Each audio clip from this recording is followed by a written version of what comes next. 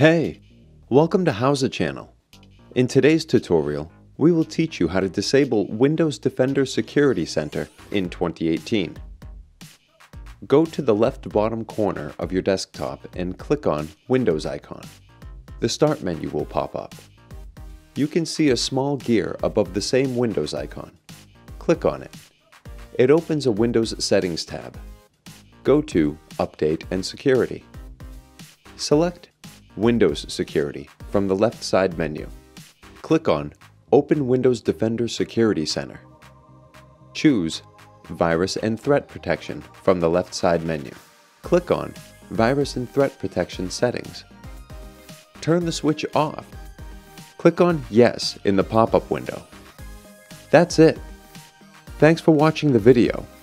Please like it and let us know if you use any of our tips and tricks. Subscribe to our channel. We upload new tutorials every day. See ya!